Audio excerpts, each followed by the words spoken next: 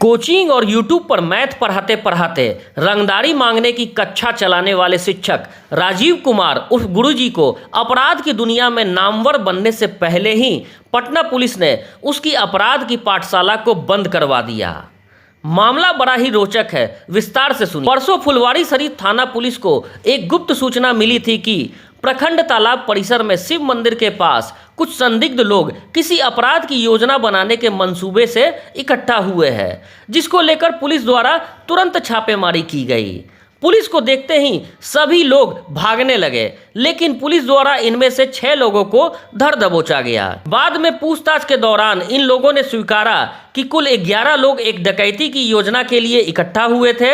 इनके द्वारा पूर्व में गर्दनीबाग में फायरिंग और नालंदा एवं पटना के मुखिया और व्यवसायियों से रंगदारी मांगी गई थी और साथ ही साथ सरासत गांव के मुखिया के घर पर भी इनके द्वारा गोली चलवाई गई थी। पुलिस को इनके पास से एक देसी कट्टा, 3 गोली, 135 पुड़िया स्मैक, 2 बाइक और रंगदारी मांगने में इस्तेमाल किए गए छोटे फीचर फोन के साथ साथ 5 स्मार्टफोन भी बरामद हुआ है। पटना सिटी पुलिस अधीक्षक पश्चिमी राजेश कुमार ने यह भी बताया कि रानी तालाब के मुखिया से ये लोग बतौर रंगदारी 1.5 लाख रुपए ले भी चुके थे और उस पैसों से इन्होंने चाउमीन की दुकान भी खोली थी।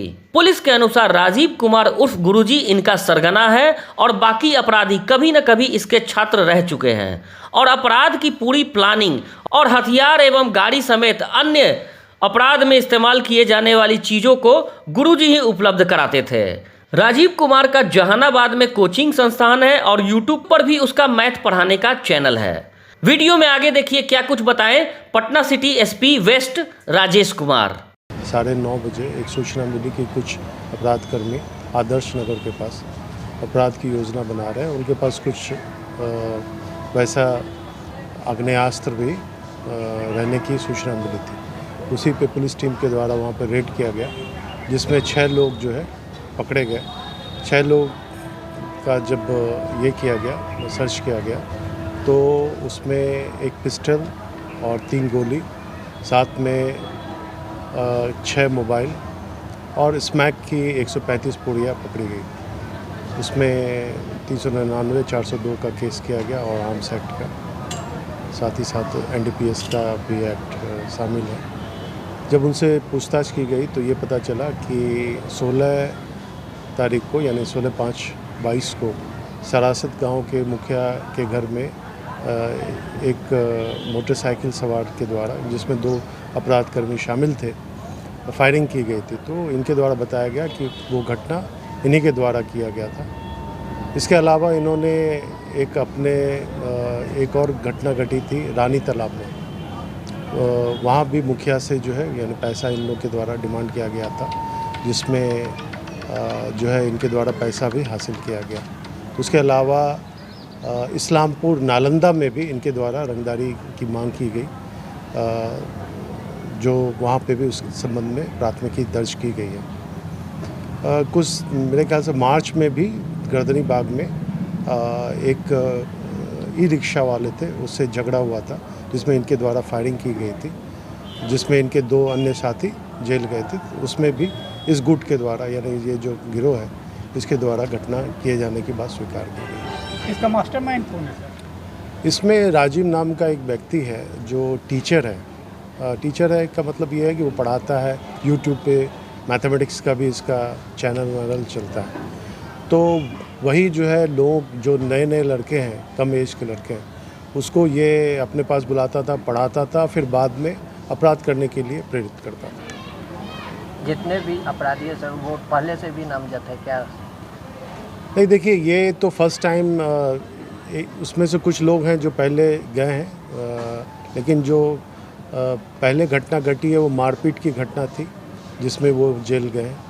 अगर आप देखेंगे ये संपत्ति मूलक अपराध में ये जो एक्सटॉर्शन का है, ये फर्स्ट टाइम ये गैंग आइडेंटिफाई हो पाया। क्या ये जो है सर अपराध की पाठशाला चलाता था? ये आप कह सकते हैं, क्योंकि मास्टरमाइंड जो है वो राजीव ही था और ये जो भी अन्य लड़के हैं वो उसके साथ रहते थे और उसके यहाँ वो पढ़ते थे। जैसे इसका कोचिंग सेंटर जो है ये जहानाबाद में भी चलता था। और जो गर्दनी बाग में घटना घटी उस दौरान भी गर्दनी बाग इलाके में वो पहले रहा करता था। उसके साथ ये और भी कुछ जो बच्चे कम एज के लड़के हैं साथ रहते थे। जो लड़के जो है सर क्या बताए हैं कि इस तरह का जो है मास्टर किस तरह से जो है अपराध के लिए बताते थे कि करना है?